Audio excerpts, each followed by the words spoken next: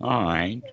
So, Aaron, you were talking about the last thing you said, in fact, was very interesting that one will become a demon by trying to master something or become a master. Um, I see that uh, in many places. One of the ways that it can happen is that we, because of our desire to perform and our desire to gain, we often will get angry when somebody tries to get us to do something else or to pay attention to something else, that we gain too much focus or too much concentration. And so, um, also, there is the issue that uh, we want to master something, and then we try to be the master before we've actually gained the mastery. And I see that, uh, gosh, in many different ways. People who play stock market at home in the evening, thinking that they're mastering something. They may have a few good changes, but they'll wind up losing their shirt. You can also see that in gambling, where people will get addicted to the gambling, even though the obvious point is that the house is against them and they're not getting anywhere, but they get that big desire. And all of that is uh, showing at the general example is leading up to Dhamma teachers who want to become master. That the story is that they like so much how other people fawn over and pay attention to the guru, and so they want to become the guru. They want to become the master, and they've got a few things to teach, and so they begin to gather a following, and then they abuse it. And you can see that also in Christianity, to where the preacher will tell people how to behave, and then he doesn't behave himself up to scratch. There was a lot of them in the 1980s with Baker and Tammy Faye and all uh, Savage and several other preachers were all being caught. The more popular and the bigger they got, the bigger their churches, the harder their fall. Then, in fact, that's what that means: is the bigger they come, the harder they fall. That's where we get too far. Hello, Eric. Hello, Dhammarato. And so, basically, Hi, Alexander. there's there are a lot of analogies to this. One of them that I've heard kind of recently was getting ahead of your skis. Have you ever heard of that phrase? Okay. And the guy that made it famous was the one who seemed to be the best example of getting ahead of the skis. He was some lawyer for, um, I think it was one of the women who, Stormy Daniels' lawyer. I forgot what his name was, but he wound up trying to take all of her money and he got caught at it. Okay, so this is where we go is that a lot of the mastery has to do with what kind of advantages can I take when I get the mastery, when I become the master, when I become the famous one or the guru. We also see that in local churches a lot, to where the preacher will either have his hands in the plate or in the panties of some girl or something. This is how it works. And we have seen that also within the context of Buddhism. That in fact, one of our affiliates at the website is an organization who is dedicated to ethics. Now, if someone really is qualified to teach, part of the qualifications would be that you've already gotten your act together enough that you're not going to abuse the students. And yet, we find Western Buddhism absolutely full of teachers who are abusing their students by wanting their money. In fact, several organizations, I think, Alex, you and I have talked about them, to where they're a business. They sell stuff. They sell retreats. They sell T-shirts. They sell coffee mugs. They'll sell anything that they can sell. And then they'll start an email campaign asking for donations, to where the real teaching of the Buddha and the way that Bhikkhu Buddhadasa talks about it, and the way that it's put into practice with the monks and bhikkhus in Thailand, is that we have to get things together as part of, in other words, you have to actually become the master before anybody calls you a master. You have to be able to do it first, rather than using it as a training system where we often fail at it. And this can be put into any context, is that it's better to do, let us say it's better to do a good job than wanting to be famous for doing a good job.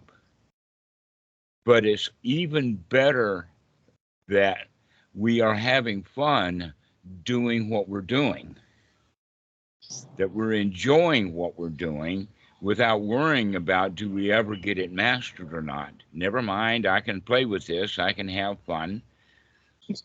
That I've been playing with code and software for doing the newsletter on the website, and I've been at it for a couple of weeks now, with no end in sight, basically, but at least I'm having fun with it, getting some success, recognizing that the success that I find is just pointing out things that I haven't gotten yet that need to be done. The example that I found recently is that I thought that the HTML was the problem, and it turns out that no, the suppliers were not forwarding the emails. It's not because the emails were damaged by my HTML, but rather the HTML was okay. They're just not going to deliver the emails. And that they talk about that the mail providers that is built into the system is not all that good. So now that I've got it working, I'm finding out that because I'm sending too many emails, that they're beginning to block it again. And so even though I got in the HTML, now the limit is there. And so we've got to find a way of raising the limit. And one of the ways that can be done is by batch emailing, sending one email out that has a whole number of recipients. And that's an easier way to get over the limits. But I think that ultimately we'll probably have to pay for one of the providers. But in any case, I'm having fun at it. No need to get frustrated. And we'll eventually get it correct. And this is the way that we should approach the Dhamma also, is never mind, start again, we'll get it again, we'll keep going. And yet the standard way that we live in our society is that it's not having fun doing what you're doing. It's not even mastering what you're doing. It's getting famous and getting credit for what you're doing, even if you're not doing a very good job of it. And so people who are in a position like Dhamma teachers or preachers or religious folks and all of that kind of stuff, most of them are really not ready for it. They're not ready for that position. And one of the easy ways out with that is never try to assume that kind of position. That in fact, yeah, as you notice that we're not doing very much over the past 8 years that we've been doing these video calls, we're not doing much of anything to promote it. And that the website is not about me, it's about Sangha. And so the newsletter is not about me at all. I probably will not have my name much of any place is just, no bigger than anybody else's, because it's not name and fame that I'm looking for. That in fact, that's what was happening with Bhikkhu Buddhadasa. He really wasn't looking for name and fame, and that was part of the reason why he became as famous as he did, was because he's not looking for name and fame. And so that's the problem that we have with our society, is everything is upside down. That the three things that I mentioned was, one, getting credit for what we do, even if we're not doing a good job of it. And number two, getting so involved in trying to master it that we're not having any fun. And then the third one is just enjoying living without looking at, do I get it right? Or looking for, do I ever win all of the name and fame that I would look for? There's actually a song that I like very much, because it's very much about Dhamma, and it's a country western tune that's sung in that heartfelt twang of disappointment. And the name of the song is, and the title or the lyrics of it is, "Looking for Love in All the Wrong Places." Have you ever heard of that song? Looking for love in all the wrong places, looking for love. All right. This is where our society actually is. Now, in the context of the song, the woman who is singing is looking for sexual fulfillment or looking for a relationship. But we can broaden that into everything, that we're looking for love in the outside world. We're looking for love by getting a good job done, or we're looking for love by getting credit for getting the job done. To, in fact, the real love is to enjoy what we're doing. And we don't enjoy what we're doing. We were trained to do the job, to get her done, and never mind how we feel about it. That in fact, most people, and I'll question you guys about it. Aaron, do you actually like your job? Most days, no, I don't. Huh? Most days I don't. Most days you don't. Okay. Is it the job's fault? No. No, it's not the job's fault. You could enjoy that job if you wanted to, but what we need to do then is to start training the mind into liking what we're doing. Now, just as we go to a gym and pump iron, the way to get started is by doing the small stuff, like 2 kilogram, maybe 5 kilogram, that's a 10-pounder dumbbell, and we do the repetitions over and over and over again before we ever go try to lift a 100-pound barbell, right? So if we see that if we can do it that way, another way is that you don't start a brand new child at the piano. You don't start them with Chopin. You start them with Twinkle, Twinkle, Little Star. We start with something simple, right? And this is how we were also going to practice the Dhamma. If we can learn to do simple things and enjoy doing it, then we can go to other things. Now, some simple things that we can talk about is like cleaning our fingernails. A lot of people will work really, really hard at getting their fingernails up to scratch, putting falsies on and painting them and clipping and doing all kinds of things because they want something out of those fingernails. And the other one would be just to enjoy cleaning. Just spend the time and just enjoy what you're doing. That's the whole point is that let's not stop trying to be the master, or let's even stop trying to be, to have mastery at something, and just start enjoying doing it. Does that make sense, Eric? It does, yeah. Yeah, okay. So, do you enjoy your job? I don't really have a job. You don't? Well, that's easy. Yeah. Yeah. That's the easy way out. And that's what we actually recommend. And I heard over and over again. In fact, I was just listening to one of the old videos with Steve James, where he was questioning me about, well, what happens if people just stopped working? What would happen? What would happen if everybody quit? What would happen if everybody became a monk? The The answer is world would this. end. Pardon? The world would end. Well, no, the world wouldn't end.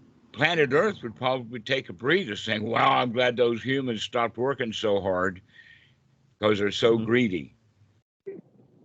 That, in fact, one of the reasons why people do work at jobs is because they want things. They want a better job. They want a promotion. They want to do a good job. And while they're looking for doing a good job and getting credit for doing a good job, they wound up not actually enjoying the job. And so the way that we need to practice is start by something very, very simple. And that is even simpler than cleaning the fingernails would be cleaning the mind. It really is that easy to clean the mind. You don't even need a knife or tools or anything like you do with cleaning your fingernails, or even cotton swabs. You need those in order to clean out your ears. But with cleaning out the mind, there's really nothing to it. And yet I have on a regular basis talked to people when I tell them that, and then they start asking a lot of questions. They want to get it right. Over and over and over again, I tell people to take a deep breath and smile and say everything is all right. And they're always, their answer to that is, yes, but what about this? And yes, but what about that? And the answer to that is, never mind this and that, that's the junk that we clean, that we have in our mind. That's the stuff that we need to clean out the whatabouts, the whataboutisms, clean out all of the blame and all of the worries and all of the whys do I want to be the master? Why do I want to get the job done right? And just sit back and relax and train the mind into being happy. So, Eric, you don't have a job. Yeah, I don't. Yeah, well, what do you do then? Loaded question. I'm studying for being able to earn money online. That's what I do in Oh, a that's your productive job. game. Your job is Yeah, student. sort of. Yeah, yeah. Mm-hmm. But I get to make my own schedule and advance at my own pace. Well, that's better than actually having somebody else's schedule and other people's pace. But I find myself that actually, due to the combinations of some body pain and the fact that I've got older and the fact that I'm retired and all of that kind of stuff, means that my own pace is a whole lot of nothing. That's good too. Just sitting and enjoying, or sitting and petting the dog, or sitting and just looking out and enjoying being alive. But young people don't realize that they can set those conditions for themselves. And it sounds, Eric, like you've been listening to a lot of stuff that we've been talking about over the long time, so that you Of course. can, in fact, start to listen to your own pace, to find your own center. And that's more possible now. In the old days, you had to go to school when the school bell rang. They've got clocks, you know. But now that we have the internet, we can learn at our own pace. Like learning to do internet emailing. I'm learning at my own pace.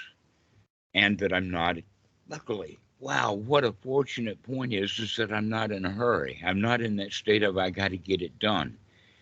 And I was in that state for many, many years. Got to be productive. Got stuff to do. And now we can just kind of lay back and say, let me take the time to waste some time, to not get anything out of it other than the enjoyment of the moment. So, Alex, you're also in school. I Yes, hope that you're enjoying that. I am very much so. I really take a lot of time often to reflect on it. One of the things that I do when I reflect on it is I reflect on not my benefactors. I'm trying to think of the proper word for it, but those that support me in going to school, in learning, or even when I go to work and I look around at work, and I see all of those people there.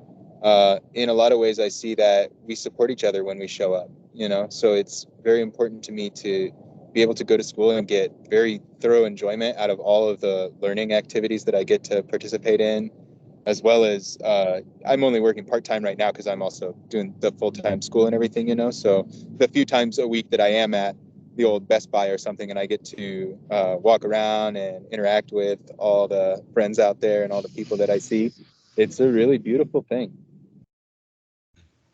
It's beautiful that you can see all the beauty, that you see those students you're around as being benefactors and helping you, and not paying so much attention to see how worried and frustrated they are. That in fact, I Yeah, imagine that you in a good mood are also benefiting them. I like to think so. I always have a really good time when I get to turn a frown upside down or something like that. One of the things that I know that I really appreciate, even in working like a retail job, is the fact that all day when I am there or I am at school or here, I get to practice the Dhamma with all of my heart, which is just truly, it's an amazing experience. Hmm. Yeah, I really enjoy it. Everywhere you look, there is Dhamma. There is Dhamma in everything. That one of the ways that we can look at that is our environment.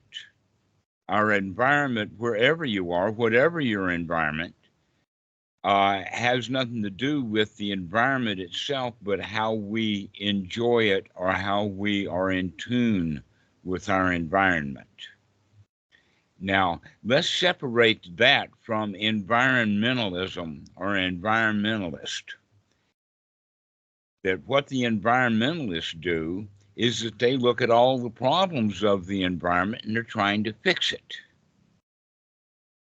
And that if we could understand that, in fact, there have been mystics throughout the ages. Someone just posted something about Rumi, about every time that you say, oh God, he'll answer in 100 ways. Do you understand what that means? Okay. That actually it's when we say God, even if we have the thought of that there is a personification, perhaps even a photograph or an image of God, actually the real God is the environment itself. And the kingdom of God is within us. And so if we can just be in our environment and experiencing that environment for actually what it is, then we're sitting in the lap of God. That, in fact, that's always the case. The problem is that we don't appreciate it. We don't recognize it. We don't see that this is what we have. Let's make of it what we will. And we have choices there. So even though the environment there is supporting us, I mean, in the 1950s, there was a musical called The Best Things in Life Are Free. And I went around trying to name those. Well, some of the best things in life are free. Maybe bottled water has gotten expensive, but water itself is all over the place. It's free. and you can use it as you will. The next one is even more ubiquitous, and that is air, that we can find air to breathe. Now, I'm intentionally on an island, which means that the air here is pretty good. Sometimes it rains and sometimes it's bright sunshine, but always the air is fairly clean. And yet this computer sitting out here on the porch, the keyboard and the screen and the whole show gets really dirty, really dusty because of all the air pollution that's falling right here. Now, it's not really grains of sand, it's actually more like soot. And so I would say that the soot that's in the air is man-made. Even in the cleanest air, we've got a lot of soot. But that doesn't mean it's okay there's soot. I can wipe that stuff off of my screen happily. Not a worry, not a problem. And the best things in life are free. One of the things that in life are free is friendship. Think about that. When we have a lot of friends, we get joy from our friends. And that's actually a skill to be developed, is the skill of being friendly. Well, let's also go back to the idea of let's make that really, really easy to practice by learning to become friends with ourselves. Stop criticizing ourselves. We criticize ourselves a whole lot more than we criticize other people. And we criticize more other people in the inside of our mind, thinking about them, than we do actually speaking it out in public. And so if we can begin to see how many negative thoughts, how many complaining thoughts that we have trying to fix things, and start turning those thoughts into, wow, isn't it nice? Everything is, the best things in life are free. All I have to do is look at them and appreciate them. Oh, the air that I'm breathing, what nice air it is. Yeah, it's polluted, so what? It keeps me alive. All the plants in the yard, they're beautiful. Let me just experience them and just enjoy things the way that they are. This takes training to undo the training that we have gotten from society. To undo that training to say, you gotta go make a show. You gotta be well known. That in fact, everybody who plays a musical instrument, when they're learning to play the musical instrument, what do they have thoughts in their head? It's the audience. How many will enjoy my music? And the reality is that if the student enjoys the practice, he will improve. That if he wants to become the star, he's going to have a lot of trouble in his life. He's going to have a lot of trouble learning to play the instrument. He's going to have a lot of trouble getting famous. And he's going to have a whole lot of trouble once he becomes famous. That the life of a celebrity is not really all of that happy. It's not good to become well known. Many different problems that you've heard about. One is called the paparazzi, that if you become famous, the media won't leave you alone. If you become the guru, the sweet young things just won't leave you alone. If you become a billionaire, the money grubbers just won't leave you alone. So this is how we can look at it, is it's a whole lot easier, it's a whole lot freer. In fact, the best things in life are free, including solitude. Think about that solitude, being on your own, being free from all of the cares and all the worries of the world. That you can just be alone in your environment, appreciating your environment without having demands made upon you. But this, again, requires practice, because most people, when they go out on alone, they still want a bunch of stuff. They're not happy and satisfied with the way things are. That in fact, if they're out alone, then they'll want friends. And when they're with friends, they want to be alone. And they're not ever satisfied.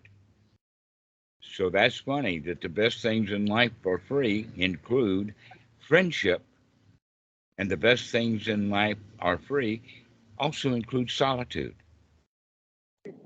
if we can see it that way.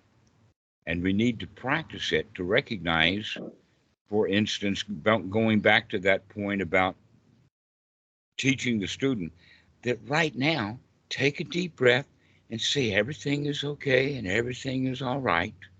And you get a yes, but what about this and what about that? Let me say again, take a deep breath and have the thoughts, everything is okay, everything is all right.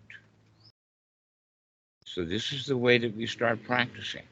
And that's the way that we continue to practice until that becomes the music and the dance that we live by, that everything is okay, everything is fine, your satisfaction.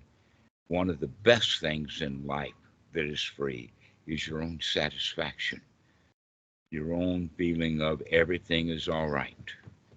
And when you get really good at being satisfied, then that itself is a success. That's probably the best success that I know of. And that success also is free. The best things in life are being successful, and that what we're practicing is to be successful at being satisfied. And when we continue to, I see some smiles here. Emmett, what do you think about what I'm saying now? That the best things in life are free. Satisfaction and success is free. And yet look how hard people work. Look how much money they have to pay, etc., like that, to feel successful. Yeah. Satisfaction and fulfillment are like the ultimate goal for everyone, I feel. That's the driving force. Mm-hmm. And we seek it in everything and we don't find it until you run out of gas and you stop. Maybe you can see it then for a second. Mm-hmm. That it's implied, but it's not, let us say, ground in, that there's a lot of the Dhamma that is mentioned as being correct, but because the teacher doesn't make a point of it, the students miss it. Like, for instance, upon reflection and talking to other students of Goenka, he would always say, have joy. But he didn't make it as part of the practice that he was teaching. He was teaching Anapana and he was teaching sweeping. And so the students would see that that was the important thing, and that he would not emphasize enjoy doing that. Enjoy being successful at scanning. Enjoy being satisfied with just that's what we're doing, just watching the breath. And when the mind wanders away, be satisfied that we caught it and bring it back. That in fact, when the Buddha teaches, he says that he teaches only one thing.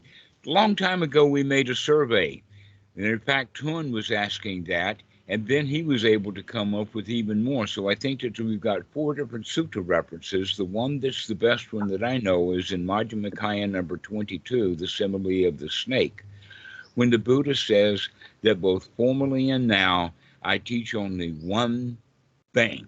Only one thing. Dukkha, dukkha, nirodha. Well, the word dukkha and the word dukkha nirodha, the word nirodha means rotting away. Nil, nit, nothing, right? And that everything that's important is dukkha.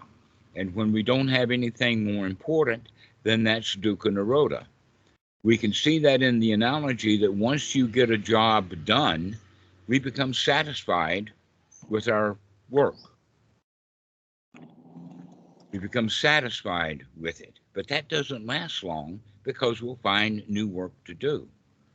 What we really need for practice is to practice getting satisfied and staying satisfied, because the word actually dukkha means being dissatisfied. And so when you are in a state of satisfaction, that's the teaching of the Buddha.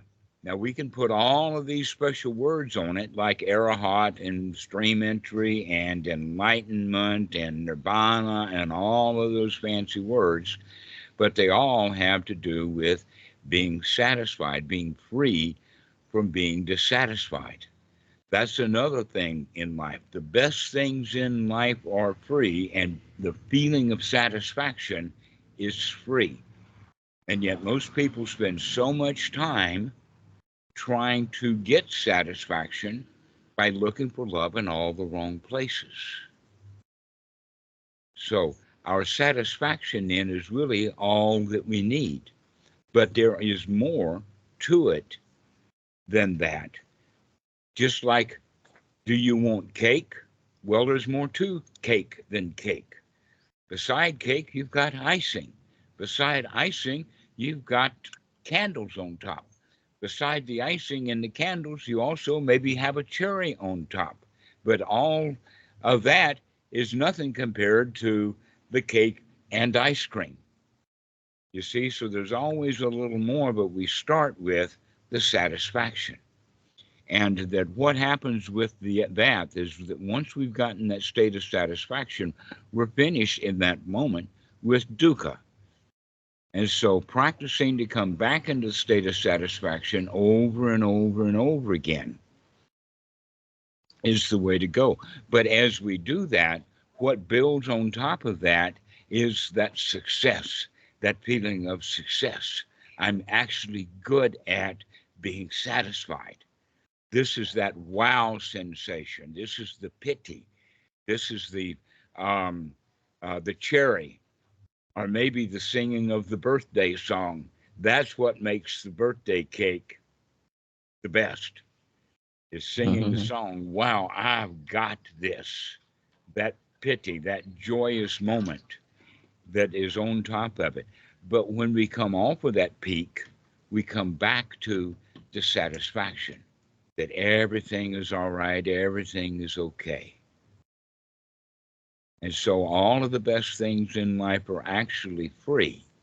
Look at the list that we've accomplished so far. The feeling of success is free. The air that we're breathing is free. Friendship is free. Solitude is free.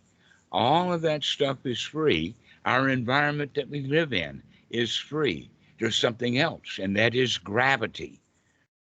Gravity is free. Now, a lot of people don't like gravity. They don't want to fly in the air. And they always crash land because gravity keeps bringing them back down to the earth. And so being grounded in the earth, grounded in your environment, is free. Isn't that marvelous, guys? We've got so much stuff. The very best things in life are actually free. It's very Eric, marvelous. do you have anything to say about this? I completely agree. I've thought of that gravity is like a gentle hug from Mother Earth. It's our mother. Without it, we would not survive. We're sucking on the tits of Mother Earth on a regular basis. Can you enjoy doing that without causing any harm? Aaron, do you have anything to say about this?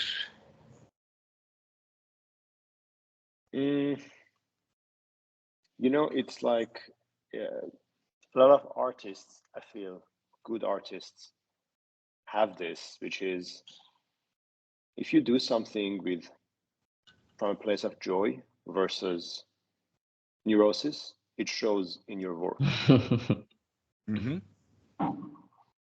And I like to draw sometimes, and the times that I calm down and instead of wanting something, I give something to the drawing. Okay, I respect you. I want to slow down for you. And then it becomes so beautiful in the end. Vice versa. If I want to make it beautiful, it's not going to look beautiful. That's the key. When we're trying to make it beautiful, it winds up being not beautiful. And even if it is beautiful, it's not beautiful enough. It's a demon. That's the demon. That's where the demon comes in, is this not ever good enough. We're not ever famous enough. There's always not enough money. There's not enough power. There's not enough glory because we want it. And when we become satisfied, then our life becomes free from all of that. And then life becomes really beautiful. So beauty is another word that we can use for the best things in life are free. Beauty is free because beauty is in the eye or the mind of the beholder. If you look at something and see it as beautiful, then that beauty is free. You don't have to go to the Louvre or to a museum or anything like that. You can just look at the sky. There it is. And it's beautiful. It's magnificent, especially at night if you're away from the cities with all the pollution. Then, in fact, here on this island, over at Wat Khao Tum, there's a great big rock, huge rock. And the advantage of that huge rock is that there are no trees growing out of it, which means that you have an enormous vista of the sky and also of the island because it's up on a very high hill and looking down on that magnificent vista. That in fact, one of the things that Tun and I were doing one day was sitting up on that rock and recognizing that you can actually see that the earth is round because you can see the horizon, that just barely it's curved. It's not a flat horizon. If you actually notice that. And so even the horizon is one of the best things in life that are free if you can find a place to see it.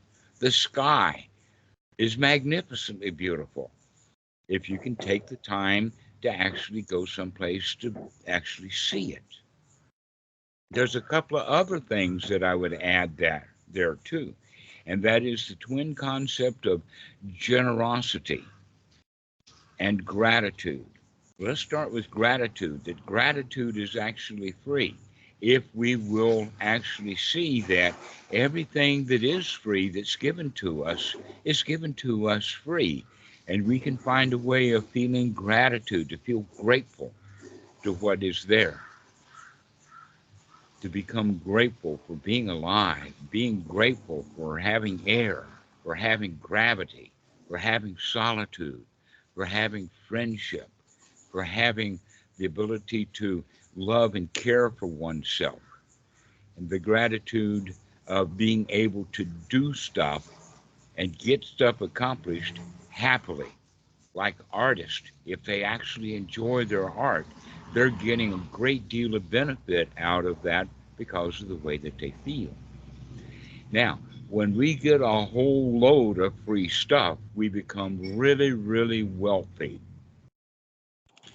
This is a way of talking about it, that from success grows success after success after success to the point that we feel wealthy, that we've got plenty.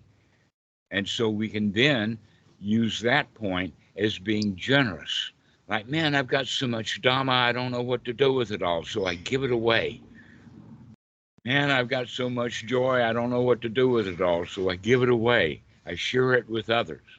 And that generosity then becomes free.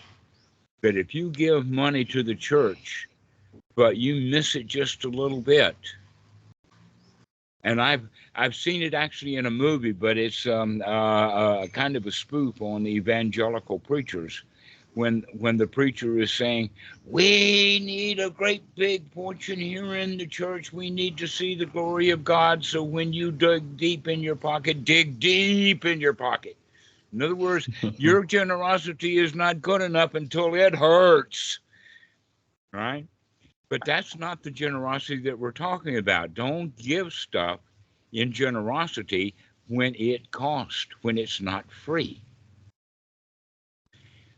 That the generosity should be free because we feel wealthy. We've got everything that we need. We've got more money than we need. I've got more clothes than I need. So if the rats want a meal, yeah, they can have this shirt. Well, I live on, I mean, that happens here. And so instead of feeling bad because we lost the trousers or something, we can say, that's okay. We got plenty. Let them have it.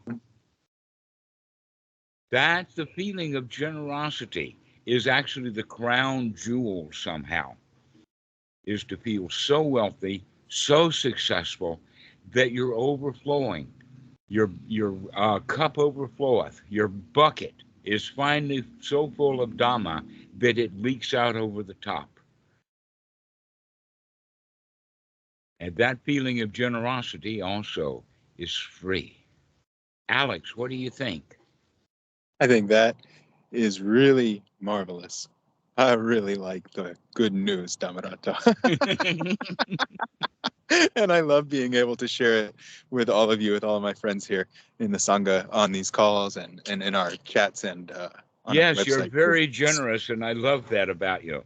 And loving a friend is free. Doesn't cost Yeah. me anything to appreciate your marvelous qualities. Thank you, Dhammarato. I feel the very same about you. So, Eric, what do you think?